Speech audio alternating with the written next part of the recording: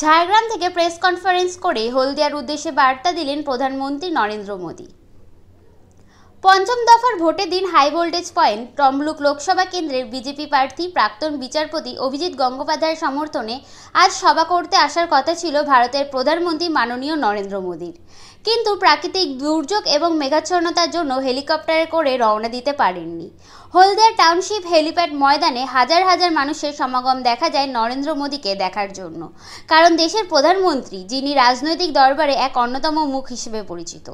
বিভিন্ন জায়গা থেকে মানুষজন ভিড় করেছিল এই হলদিয়ায়।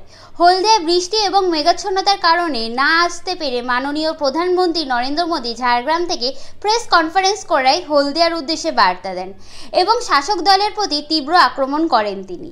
এই সভায় দেখতে পাওয়া যায় বিরোধী দলনেতা শুভেন্দু অধিকারী, কাঁথি বিজেপি প্রার্থী সৌমেন্দু অধিকারী সহ প্রাক্তন কাঁথি সাংসদ তথা শুভেন্দু অধিকারীর বাবা শিশির অধিকারীকে। তাছাড়াও দীপেন্দু অধিকারীকেও এই মঞ্চে দেখতে পাওয়া যায়। ময়নার বিধায়ক অশোক দিন্দা ছাড়াও বিভিন্ন বিজেপির নেতৃত্ববৃন্দরা উপস্থিত থাকে নরেন্দ্র মোদীর সভা মঞ্চে। মানুষের মনে একটা বিষাদ থেকেই গেল প্রধানমন্ত্রীকে দেখতে না পারার। আগামী 25শে মে তমলুক লোকসভা কেন্দ্রের 6ষ্ঠ দফার ভোট হবে। আগামী 4 জুন দেখা যাবে এই তমলুক লোকসভা কেন্দ্র কার হাতে কবজায় যাচ্ছে। कभी बंगाल के लोगों को धमकी, कल तक टीएमसी कांग्रेस को गाली दे रही थी, अब वो कह रही है हम इंडी गठबंधन का हिस्सा है।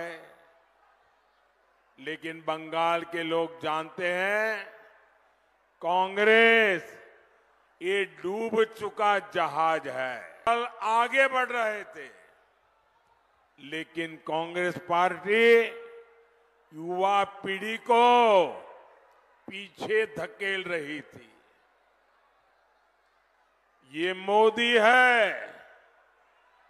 जिसने भारत को दुनिया की 5वीं सबसे बड़ी अर्थव्यवस्था बनाया है। ये मोदी है जिसने 10 साल आर्टिकल 370 हटा, कश्मीर में आतंकवाद भ्रष्टाचार पर लगाम लगी। कितना कुछ हुआ। गरीब के इस बेटे ने गरीब के हर सुख दुख की चिंता की।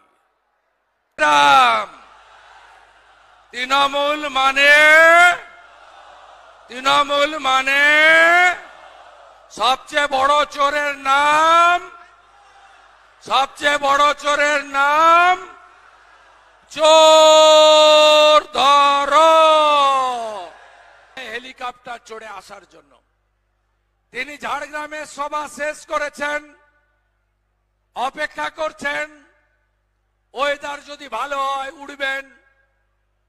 আমরা চেষ্টা করছি তার অডিও বা ভার্চুয়াল হলেও তাকে দিয়ে 2-4 কথা আপনাদের কাছে বলানোর জন্য। আপনারা আমাদের কোঅপারেট করেছেন, সজাগ উপস্থিতি। আজকে ওরা চুরি করতে পারেনি। আমাদের প্রার্থীরাও অর্জুন সিং, লকেট চট্টোপাধ্যায়, ডাক্তার রতিন চক্রবর্তী, শান্তনু ঠাকুররা তারাও আজকে মাঠে 1 ইঞ্চি জমি ছাড়েননি। আমরা ভারতীয় জনতা পার্টি, আমাদের নেতা অমিত শাহজি কথা দিয়েছেন 30টা পদ্ম দিল্লি পাঠাবেন। 26-এ নয়, 24-এই ভোট হবে। আমি এখান থেকে মাননীয় প্রধানমন্ত্রীর কাছে 3য়বার প্রধানমন্ত্রী হলে কয়েকটা জিনিস চাইব, আমি করার দায়িত্ব নেব। হলদিয়া ফার্টিলাইজার কর্পোরেশনের বন্ধ হওয়া কারখানাকে মাননীয় মোদীজি 3য়বার প্রধানমন্ত্রী হলে পুনরুজ্জীবিত করুন। হলদিয়া আইওসিতে পেট্রোল, আপনি পেট্রোকেমিক্যাল বানান, জায়গা রেডি, প্রপোজাল রেডি। মাননীয় প্রধানমন্ত্রীজি হলদিয়া দীঘার সঙ্গে বন্দে ভারত এক্সপ্রেস ট্রেন আমরা চাই, গোটা দেশে দিয়েছেন। হলদিয়া দীঘা কাঁথি তমলুক মেছেদার মানুষও বন্দে ভারত চড়তে চায়। মাননীয় প্রধানমন্ত্রীর কাছে আমার বিনীত আবেদন, আপনি কুকড়াহাটি ডায়মন্ড হারবার আর নন্দীগ্রাম হলদিয়াকে সংযোগকরণ করার জন্য রামেশ্বরমের মতো ফোল্ডিং ব্রিজ আপনি অনুমোদন করুন।